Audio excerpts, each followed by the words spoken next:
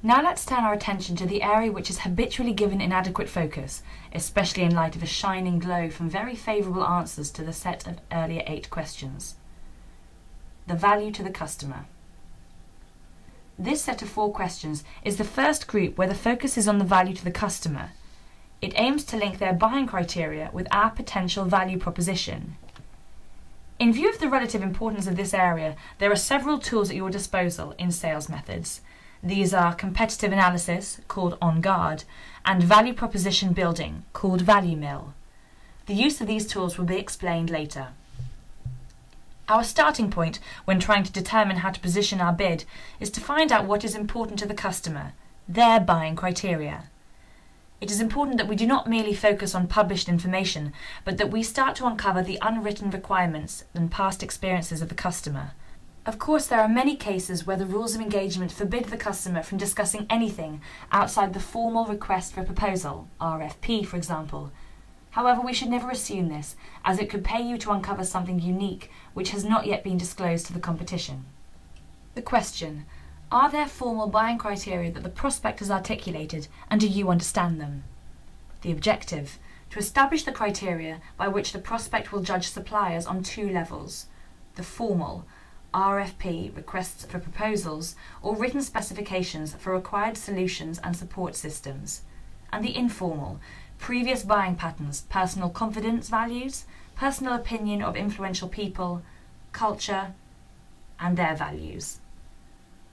To determine the relative importance that the client puts on each of the criteria.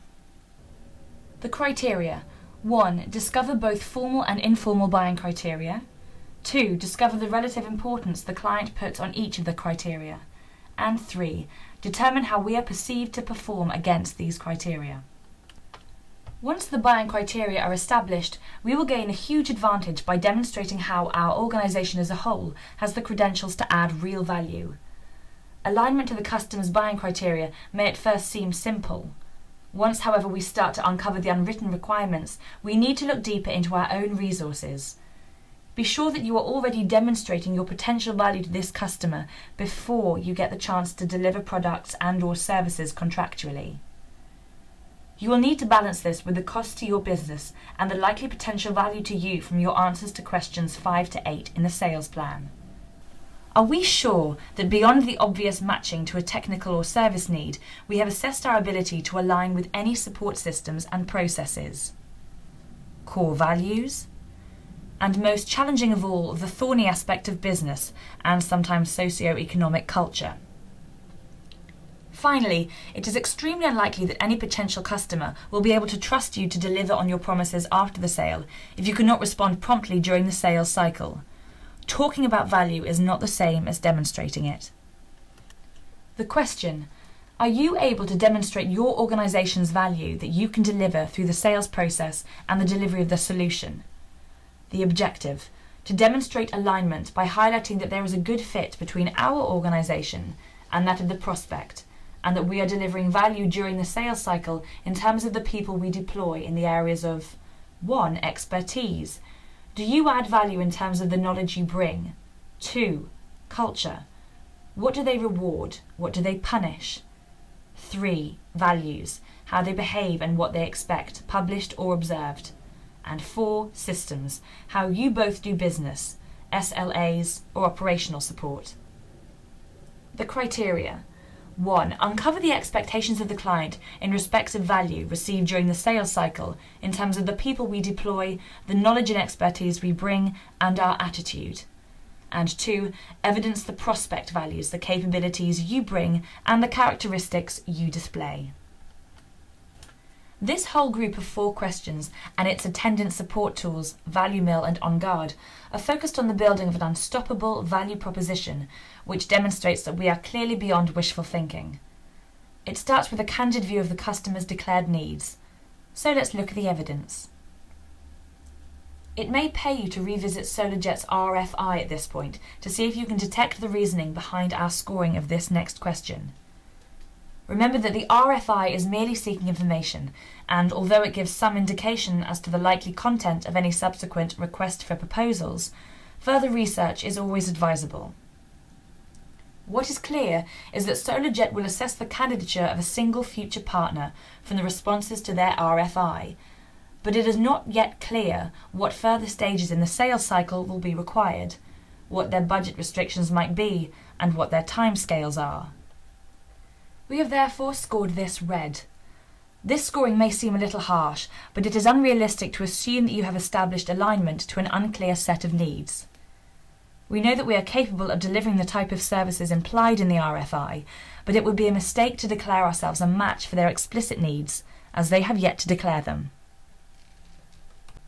Let's move on to the remaining 2 questions in this section by exploring the principles of the Plan to Close discipline with respect to competitive positioning and its impact on our value proposition. This is one of the 2 most crucial aspects of this Plan to Close sales methodology.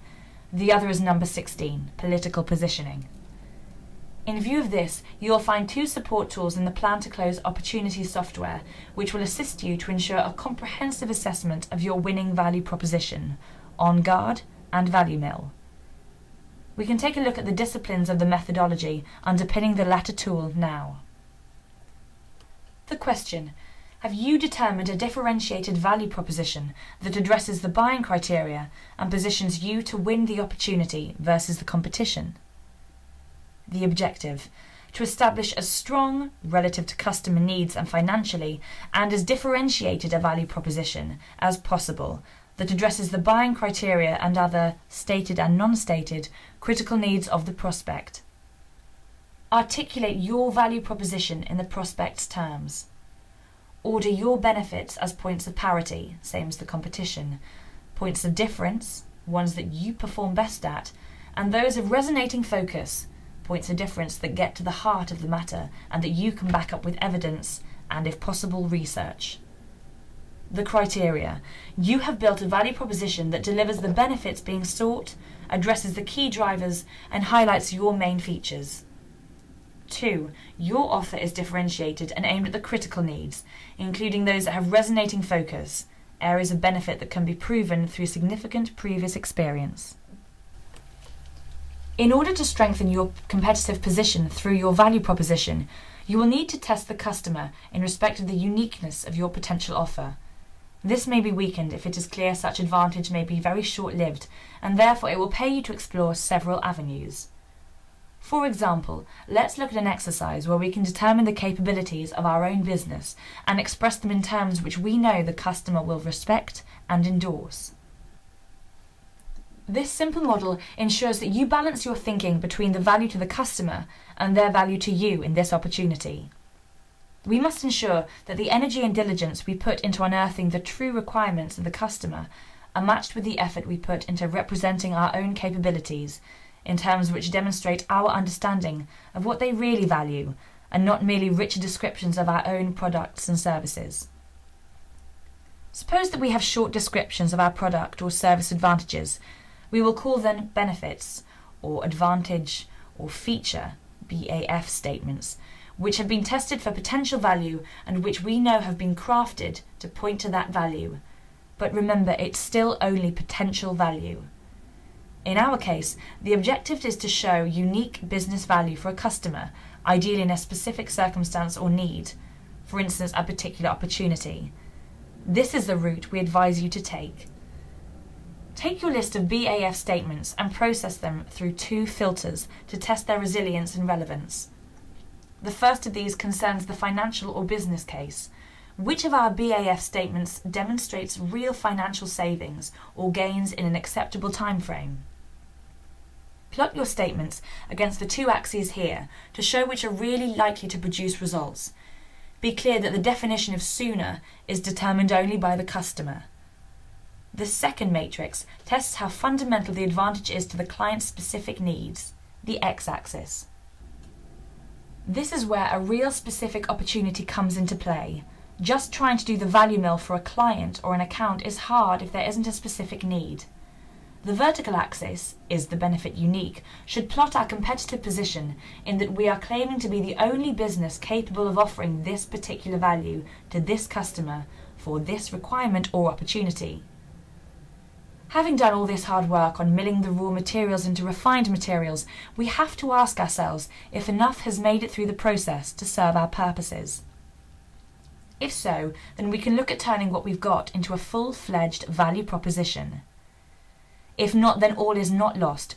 We should look at those statements that fall top left and bottom right in each matrix and consider further action. How might we change the nature of the advantage described to bring it forward in time or to attach a financial value to it? How could we go about changing the client's appreciation of the value of some of the advantages that are fundamental to their need? Or, harder, build in some criticality for the advantages we know they value. How could we get some evidence for the things we say are unique? Or, harder, how can we isolate something about the advantages that competitors can claim that makes them different? Back to processes and people capabilities, perhaps. Whatever happens, we should be able to define some actions to take at this point to develop and progress our ability to promise value. Sometimes just changing the order of wording can have a dramatic effect. This single paragraph isn't always going to get them reaching for their pen, especially in the public sector where there are formal hoops to jump through. But it should demonstrate real empathy and understanding of their situation and their objectives, and help to progress relationships and gain acceptance of solutions. Don't forget, having considered the value matrices, that the language of advantage or disadvantage is important when you're crafting value propositions and exec summaries. And please, keep it consistent. It will serve no purpose to create written proposals in this way just to have the impact destroyed by reverting to type in spoken form or in a corporate pre-packaged PowerPoint presentation. From this main plan to close screen, we can select the value mill icon, which will take us to the two matrices we discussed in the previous session. Here we can assess our strengths relative to SolarJet's needs and against our known competition, Nebularis and Saberlight. To gather your evidence and craft your benefit statement using your answers number 2 and number 4, and when you get there to number 12. Based on the above, we have created 3 benefit statements, which we then take through 2 filters by using the post-it note tool and positioning them appropriately on each of the 2 matrices. For example, Statement 1 we have positioned upper right as the client will benefit sooner and it will be financially quantifiable. This will give us the basis for a business case. In the same way, we have populated the other matrices. Clearly, where we both have strong business cases and a point of difference, i.e. both green, we will end in a more attractive statement in the eyes of the customer. We have done the same with our advantages and features statements. Ultimately, we will arrive at the Proposition tab, using our prepared statements to help us craft a value proposition. Note that we have a standard template to help you to adhere to the rules of customer value first, followed by our product or service features. For now, we will build this without reference to our competitors. Shortly, however, we will return to the Value Mill tool to see how insight into our competitors' potential value will impact our approach. In view of our current lack of real insight and intelligence with respect to the precise needs of SolarJet, we are obliged to score this element red. Action is required to improve this position, so we will move to the Activities section now. Note that we have suggested that one of our tasks should be to establish a formal strategy. Choosing a formal sales strategy is far easier than maintaining it when some tactics appear not to be working. Let's take a look at how this can be achieved by exploring competitive strategy in more detail. Choosing and implementing a formal sales strategy, however, is dependent upon a number of other factors. What are their buying criteria? What is their relative importance to the prospect? How do the competition perform against these criteria? So the question, have you a sales strategy to win the business?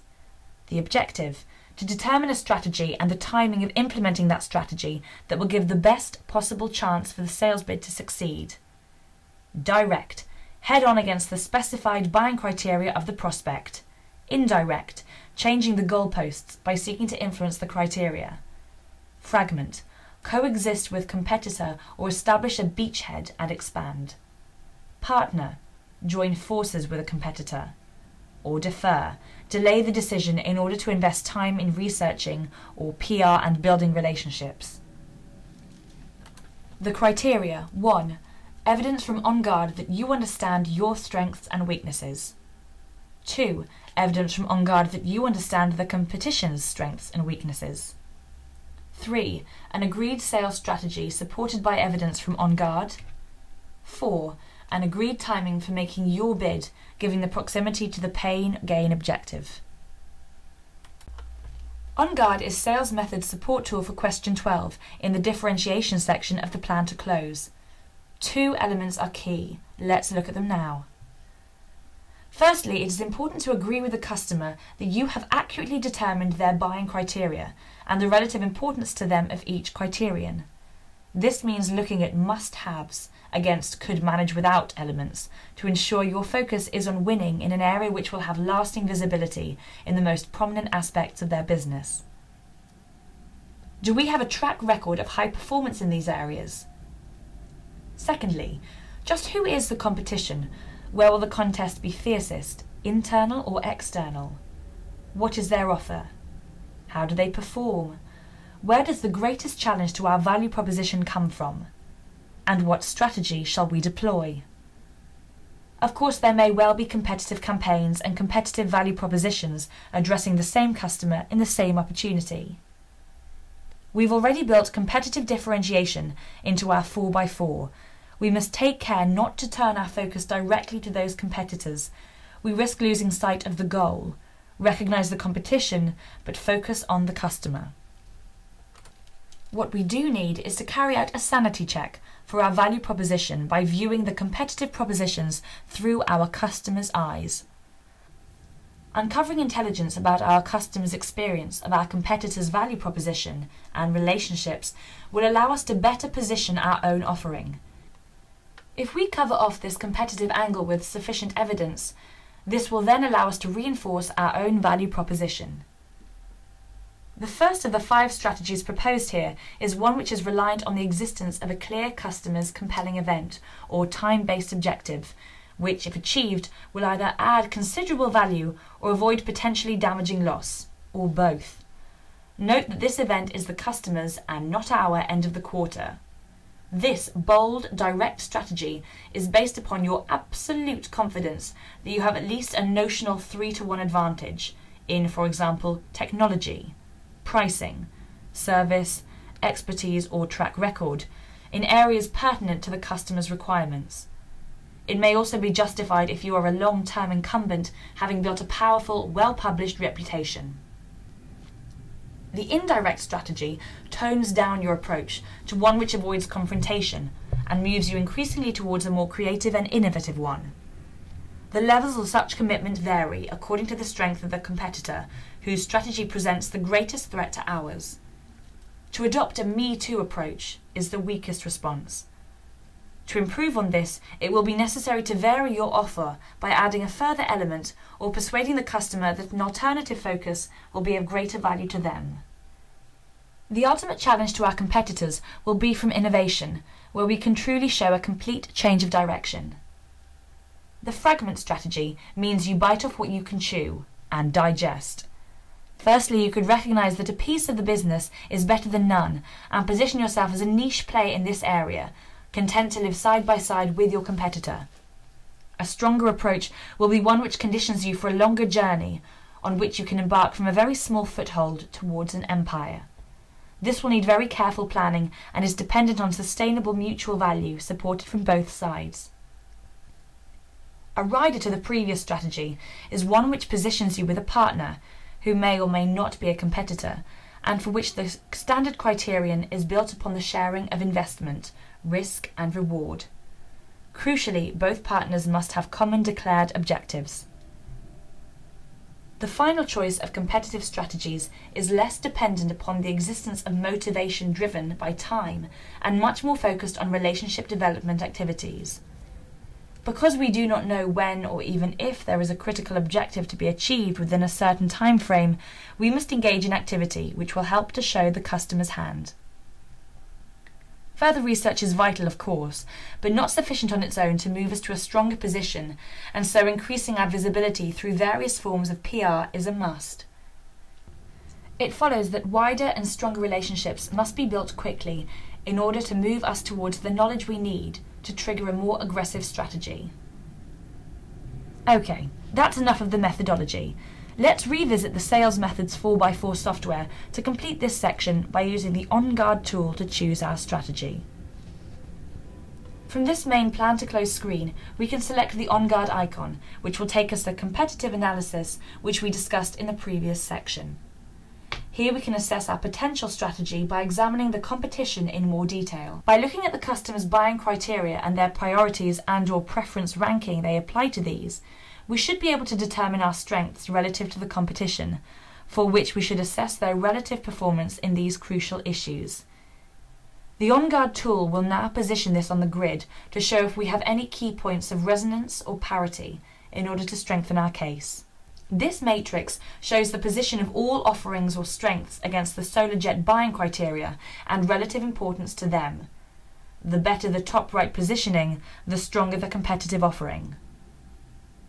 Now we can return to the Plan to Close main section to score question 12 and so complete this third set of the 4x4 questions. Our choice here is to defer pending further investigation and of course SolarJet's response to our RFI submission. We have scored this red and targeted some crucial objectives and activities. We should now review our overall position for questions 1 to 12. This weight towards green in the first 8 questions and red in the second 8 is common in the early sales cycle. However, it is unwise to begin forecasting this opportunity until a balance of green is achieved between both sets.